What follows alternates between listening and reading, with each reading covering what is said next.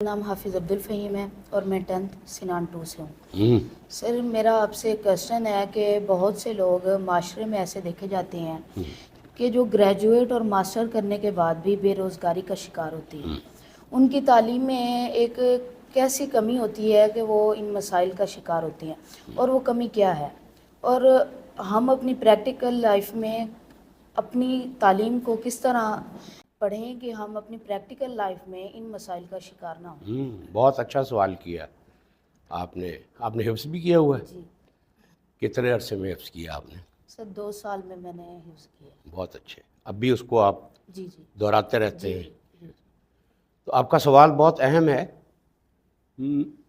آپ کا جو فوکس ہے اس سوال میں وہ یہ ہے کہ ان کی تعلیم میں کیا کمی ہے یس کہ ان کو روزگار نہیں ملتا۔ یس اس کو تھوڑا سا ہم ذرا ڈسکس کرتے ہیں کہ جو معاشرہ ہوتا ہے یا پورا ملک ہوتا ہے نا، اس میں جو پیسے کا لین دین کا، چیزوں کا جو نظام ہوتا ہے اس کو معیشت کہتے ہیں۔ کیا کہتے ہیں؟ معیشت۔ معیشت یا معاشی نظام۔ معاش کا مطلب ہوتا ہے روزگار، یعنی کہ پیسہ وغیرہ کمانا، بزنس کرنا، چیزیں بنانا، ان کو فروخت کرنا، یا کسی کو کوئی سروس فراہم کرنا اور اس کا معاوضہ لینا۔ تو مسئلہ جو بنیادی ہے نا وہ ہماری ایجوکیشن میں نہیں ہے۔ ایجوکیشن میں مسائل ہیں، یس لیکن یہ جو بے روزگاری ہے وہ اس لیے ہے کہ پاکستان کا جو معاشی نظام ہے وہ اس میں بہت زیادہ خرابی ہیں۔ جی اس میں نہ کوئی ترقی نہیں ہو رہی، نئی صنعتیں نہیں لگ رہی، جی اور جو معاشی نظام ہوتا ہے وہ حکومت بناتی ہے اور حکومت ہی اس کو چلاتی ہے۔ تو وہ جو معاشی نظام ہوتا ہے وہ سب کے لیے ہوتا ہے، یعنی اس میں ہر بندہ آ کے شامل ہوتا ہے۔ وہ کوئی فیکٹری لگا سکتا ہے، کوئی نوکری کے لیے کہیں جا سکتا ہے، اپنا بزنس شروع کر سکتا ہے، وہ کوئی سروسز دینا شروع کرتا ہے، اس کے ذہن میں کوئی آئیڈیا آتا ہے کہ میں اس طریقے کو نئی چیز بناؤں، تو وہ نئی چیز بنا کے لوگوں کو فروخت کرنا شروع کر دیتا ہے۔ معاشرے میں ہر طرح کی ذہانت اور صلاحیت رکھنے والے لوگ ہوتے ہیں نا، تو وہ جو ایک معاشی نظام ہے نا، معاشی نظام کا آپ کو آئیڈیا ہو گیا؟ جی مثال کے طور پر آپ کی جیب میں 100 روپے ہیں، جی تو ایک چیز ہوتی ہے جس کو انفلیشن کہتے ہیں یا افراط زر کہتے ہیں، یا عام لفظوں میں جس کو مہنگائی کہتے ہیں۔ یس اس کا مطلب یہ ہوتا ہے کہ وہ جو آپ کی جیب میں 100 روپے ہیں وہ کل ان کی جو، یعنی آپ نے یہ بوتل جو ہے وہ 100 روپے کی خریدی،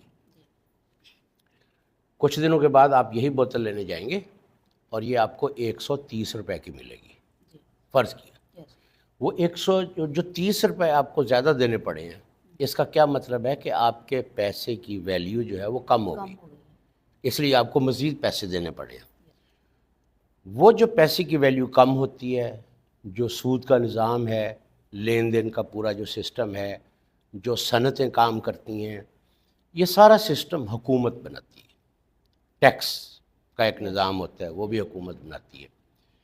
تو ہمارا جو معاشی نظام ہے نا وہ بہت ہی برا ہے، یعنی اس کو ایک تو معاشی پالیسیاں صحیح نہیں ہیں، قرضوں کے بوجھ تلے ہم دبے ہوئے ہیں، پھر کرپشن جو ہے وہ حد سے زیادہ ہے، صنعتیں چلتی نہیں ہیں، اور باہر سے جو ہم امپورٹ کرتے ہیں وہ اس کا بھی کوئی ایسا سسٹم نہیں ہے، جو باہر سے ہم چیزیں منگواتے ہیں اس کا بھی کوئی ایسا نظام نہیں ہے کہ ہماری صنعتیں جو ہیں وہ بھی اس کے ساتھ ترقی کریں۔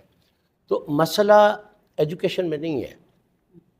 میں آپ کو مثال دیتا ہوں کہ میں نے جو سب سے ذہین لوگ ہوتے ہیں ہمارے معاشرے میں وہ زیادہ تر جاتے ہیں ڈاکٹر بنتے ہیں یا انجینئر بنتے ہیں، ایسی ہے نا؟ یس تو اس وقت صورتحال یہ ہے کہ جو انتہائی ذہین بچے جو ڈاکٹر بنے وہ بھی بے روزگار ہیں، اور انتہائی ذہین بچے جو انجینئر بنے وہ بھی بے روزگار ہیں۔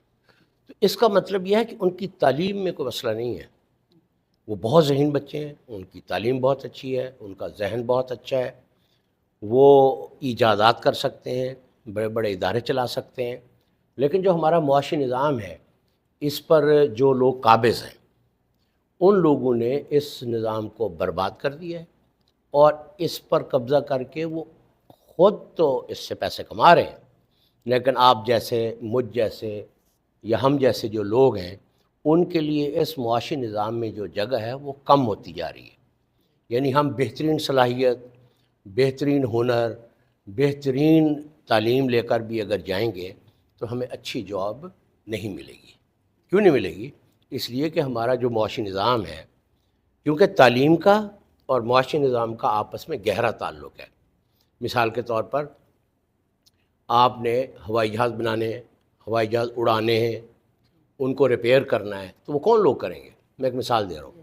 وہ یہاں سے تعلیم حاصل کریں گے، ٹیکنیکل ایجوکیشن لیں گے، انجینئر بنیں گے، اس کے بعد وہ مشینیں چلائیں گے بھی، ان کو ٹھیک بھی رکھیں گے اور بنائیں گے بھی. ایسی ہے نا؟ ڈاکٹر ہے، جیسے ڈاکٹر بہترین تعلیم حاصل کرتا ہے، اس کے بعد وہ ہاسپٹل چلانے کا، مریضوں کی دیکھ بھال کا، ان کو دوائیاں ریکمینڈ کرنے کا کام کرتا ہے. جب معاشی نظام میں ہماری جگہ ہی نہیں باقی بچے گی اور جن لوگوں نے اس معاشی نظام پہ قبضہ کیا ہوا ہے وہ سارا کچھ لوٹ کے اپنے پاس لے جاتے ہیں، تو نہ ہمیں نوکری ملے گی، نہ ہمیں معاشرے میں کوئی عزت کا مقام ملے گا، اور ہم سارا کچھ پڑھنے لکھنے کے بعد بھی بے روزگار پھرتے رہیں گے. اس وقت میں ایسے لوگوں کو دیکھتا ہوں جو انتہائی ذہین تھے اور انتہائی اچھے ڈاکٹر بنے، اچھے انجینئر بنے، لیکن کوئی ان کو جاب ہی نہیں مل. اس کی وجہ ان کی تعلیم کی خامی نہیں ہے. ہمارا جو پورا معاشی نظام ہے اس پر جو لوگ قابض ہیں ان کی نااہلی کی وجہ سے ہماری زندگیاں برباد ہو رہی ہیں. یہ سبب ہے اس کا. سر ایک میرا کوشچن ہے، مذہب کے ریلیٹڈ بھی ہے. جی ضرور. کہ اللہ تعالیٰ نے انسان کو ہی آزمائش کے لیے کیوں پیدا کیا؟ اللہ تعالیٰ کی اور بھی بہت مخلوقات ہیں، فرشتے بھی ہیں، جنات بھی ہیں، تو اللہ تعالیٰ نے انسان کو ہی آزمائش کے لیے کیوں پیدا کیا؟ یہ بڑا اہم سوال ہے اور میرا خیال ہے ہر انسان کے ذہن میں یہ، خاص طور پہ جو لوگ سوچتے ہیں ان کے ذہن میں یہ سوال ضرور پیدا ہوتا ہے. لیکن اس میں ایک مسئلہ ہے. مسئلہ یہ ہے کہ جب آپ اپنے سر سے ملتے ہیں آپ اس سے پوچھ سکتے ہیں کہ یہ کام آپ نے کیوں کیا ہے. جب اپنے پرنسپل سے ملتے ہیں اس سے بھی پوچھ سکتے ہیں کہ یہ کام کیوں کیا ہے. جب آپ اپنے ابو سے ملتے ہیں یا ماما سے ملتے ہیں ان سے بھی آپ پوچھ سکتے ہیں کہ یہ آپ نے کام کیوں کیا.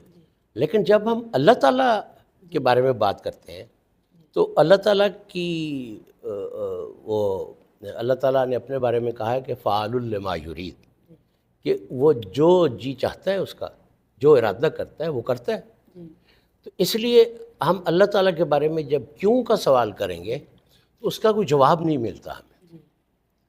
کہ مثال کے طور پر یہ سوال ہے کہ ہمیں آزمائش کے لیے کیوں پیدا کیا ہے نا، تو ہم اس سے ایک قدم آگے جاتے ہیں. ہم یہ بھی تو کہہ سکتے ہیں کہ اللہ تعالیٰ نے پیدا ہی کیوں کیا ہے نا. اس کا کیا جواب ہے؟ اس کا بھی کوئی جواب نہیں. تو ایک دن ایک وقت تھا کہ اللہ تعالیٰ کے پاس اس کے فرشتے موجود تھے. تو اللہ تعالیٰ نے ان سے کہا کہ میں نا زمین اللہ نے بنا لی تھی، تو اللہ تعالیٰ جو چاہے سو کرتا ہے. تو اس نے فرشتوں کو بتایا کہ میں نا انسان کو اپنا خلیفہ بنا کے نا زمین پر بھیجنے لگا ہوں. جب اللہ تعالیٰ نے یہ بات کی تو فرشتوں نے کیا کہا؟ اوہ ہو اللہ بھی یہ نہ کرنا. فرشتے جو ہیں وہ اللہ تعالیٰ سے بحث کرنے لگ گئے کہ اے اللہ یہ تو کیا کرنے لگا ہے، یہ جو تو مخلوق بنائے گا اس نے تو یہ خرابی کرنی ہے، اس نے یہ خرابی کرنی ہے، ہم جو ہیں اس کو بنانے کی کیا ضرورت ہے. تو اللہ تعالیٰ نے ان کو ڈانٹا کہ چپ ہو جاؤ. بیچارے چپ ہو گئے. پھر اللہ تعالیٰ نے انسان کو بنایا. وہ ایک لمبی کہانی ہے، وہ آپ بھی جانتے ہیں، اللہ تعالیٰ نے خود ہی بتائی ہے. تو اللہ تعالیٰ جو بھی کام کرتا ہے نا، کیونکہ اللہ تعالیٰ کے بارے میں ہمارا ایمان یہ ہے کہ ایک تو وہ ایبسولیوٹ ہے، مطلق ہے، یعنی جو چاہے، جو ارادہ کرے، جو سوچے، جو اللہ کے من میں آئے وہ جو چاہے سو کرے، اس سے کوئی پوچھ ہی نہیں سکتا. بحث کر سکتے ہیں ویسے آپ، جیسے فرشتوں نے بھی تو بحث کی تھی نا، تو اس لیے لوگ بھی بحث کرتے رہتے ہیں. تو اللہ تعالیٰ سے نا اللہ تعالیٰ کا مطلب یہ ہوتا ہے کہ وہ بے عیب ہے، وہ بے عیب ہے۔ اور ہماری سمجھ تو کچھ، ہماری تو سمجھ بھی اللہ نے پیدا کی ہے، تو اللہ کی اپنی سمجھ جو ہے وہ بے عیب ہے۔ تو اس لیے اللہ تعالیٰ جو بھی کرتا ہے اس کے بارے میں ہم کیوں کا سوال نہیں اٹھا سکتے۔ فرض کیا ہم ایک اور سوال، اللہ نے دنیا کیوں بنائی؟ یہ ایک لمبا سلسلہ ہے سوالوں کا۔ تو اس کا جواب جو ہے آپ مجھ سے پوچھیں گے کہ آپ یہاں کیوں آئے ہیں، میں کہوں گا میں آپ سے باتیں کرنے آیا ہوں۔ اللہ تعالیٰ سے پوچھیں گے اللہ تعالیٰ تو نے دنیا کیوں بنائی ہے، تو اس کا جواب تو اب اللہ کی مرضی ہے، دے مرضی ہے نہ دے۔ قرآن مجید میں اللہ نے اس کا جواب دیا ہے کہ میں نے انسان کو پیدا کیا ہے، جنوں کو بھی پیدا کیا ہے، صرف ایک کام کے لیے پیدا کیا ہے کہ وہ میری عبادت کیا کرے۔ بس یہی آزمائش ہے انسان کی۔ کیوں پیدا کیا ہے مجھے بھی سمجھ نہیں آئی، آپ کو بھی یہ ساری عمر سوچتے رہیں گے، آخر میں اس کا کوئی پتہ نہیں چلے گا کہ اللہ تعالیٰ نے یہ دنیا، اللہ تعالیٰ نے کہا میں نے اس لیے بنائی کہ یہ جن اور یہ انسان سارے نا میری عبادت کیا کریں، اس کی پاکی بیان کیا کریں۔ بلکہ صرف یہ انسان سے نہیں ہے، اللہ نے جو بھی مخلوق پیدا کی ہے، جیسے وہ آسمان و زمین پیدا کیے، تو قرآن مجید میں آتا ہے نا میں آسمان و زمین پیدا، میں نے ان سے پوچھا کہ اطاعت کرنی ہے یا اطاعت نہیں کرنی؟ انہوں نے کہا جی یہ کیسے ہو سکتا ہے کہ ہم اطاعت نہ کریں؟ اللہ یعنی ہم تو زمین سے باتیں نہیں کر سکتے، اللہ تو اپنے مخلوق سے باتیں کر سکتا ہے نا، زمین اللہ کی مخلوق ہے۔ اس لیے اللہ نے جتنا بتایا ہے اتنا کی ہمیں پتہ ہے، باقی جیسے وہ فرشتوں کو ڈانٹا نا چپ ہو جاؤ، فرشتوں کو ڈانٹا نا اللہ نے، چپ ہو جاؤ، کیوں ڈانٹا؟ کہ جس بات کا مجھے پتہ ہے تمہیں نہیں پتہ، وہ پتہ نہیں اب کیا بات ہے، شاید اس لیے پیدا کیا ہو۔ میرا خیال ہے کہ وہ ایک کہانی سناؤں آپ کو، Yes, sir, please. تو یہ بڑی ایک پرانی کہانی ہے۔ تو ایک دن نا ایک ہمارے بادشاہ ہوتے تھے، ان کا نام تھا محمود غزنوی۔ Yes. وہ رات کو نا باہر سیر سپاٹے کے لیے جایا کرتے تھے، چھپ کے ذرا ایسے ہی گھومتے پھرتے رہتے تھے لوگوں کو تاکہ پتہ چلے۔ تو یہ ایک بہت بڑے صوفی تھے، ان کا نام تھا مولانا روم، جی انہوں نے یہ بیان کیے۔ تو وہ نا رات کو بھیس بدل کر جب باہر گیا تو اس نے دیکھا 5-6 لوگ کھڑے، تو یہ بھی ان کے ساتھ جا کے گپے شپے لگانے لگے، کیا حال ہے، ایسے گپ شپ لگائی، تعارف ہو گیا۔ ان سے پوچھا کہ آپ کون ہیں؟ تو اس سے انہوں نے پوچھا تم کون؟ کہتا میں تو چور ہوں۔ اس نے ان سے پوچھا تم کو؟ کہتے ہم بھی چور ہیں۔ کہتا ہے پھر تو موج ہوگی، آؤ چوری کرنے چلتے ہیں۔ تو جب وہ وہاں سے چلے نا تو ایک نے سب سے کہا کہ اب ہم جتنے لوگ ہیں نا یہ سارے بتائیں کہ کس بندے میں کیا صلاحیت ہے، ایسے گپے لگاتے جا رہے تھے۔ Yes. ان میں سے ایک کہنے لگا کہ وہ بتانے لگا کہ مجھ میں یہ صلاحیت ہے، صلاحیت کا مطلب سمجھتے ہیں نا؟ Yes, sir. ایک کہنے لگا کہ مجھ میں یہ صلاحیت ہے کہ میں جانوروں کی بات سمجھ لیتا ہوں۔ لوگوں کا واہ جی واہ، یہ تو بڑی اچھی بات ہے۔ دوسرے سے پوچھا تم میں کیا صلاحیت ہے؟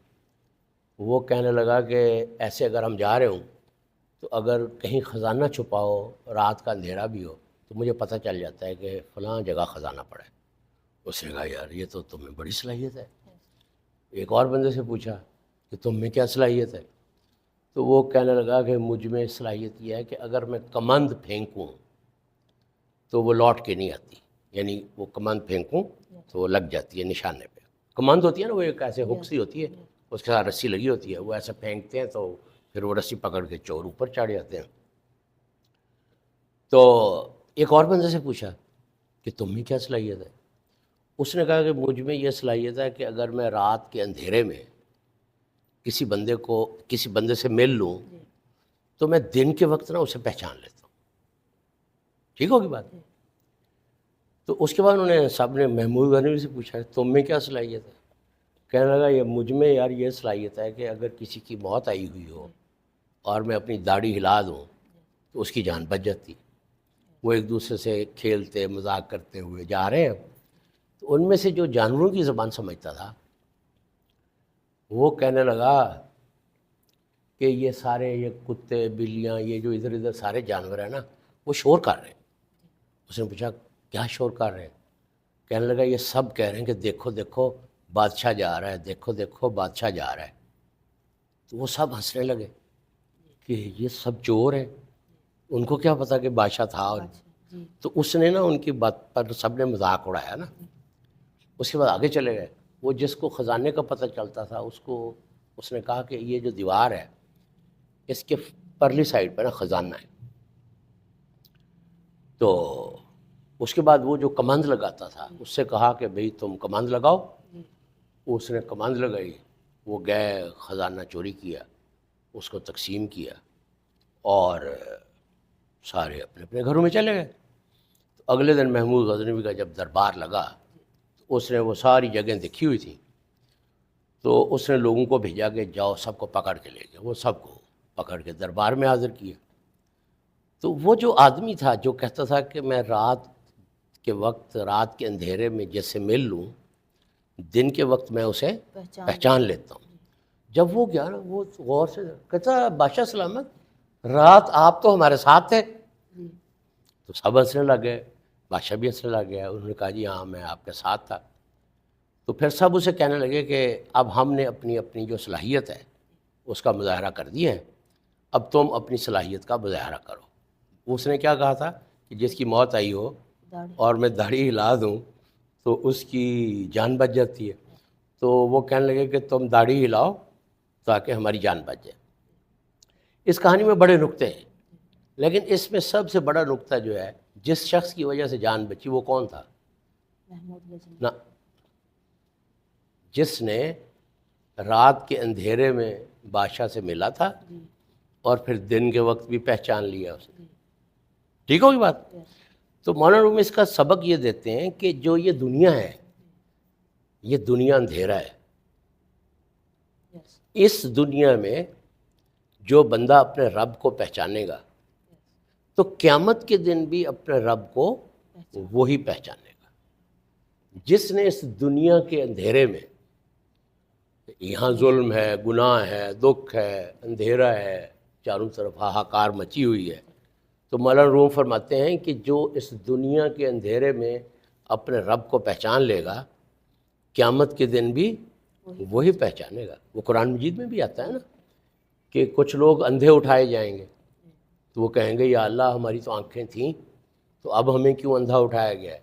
تو اللہ کہے گا نہیں تم تو اندھے ہی تھے. کیا مطلب؟ وہ دنیا میں سب کچھ تھا لیکن اپنے رب کو نہیں پہچانا انہوں نے. تو جب وہ قیامت کے دن اٹھیں گے تو جو جیسی ان کی حالت تھی ویسی وہاں حالت ہوگی.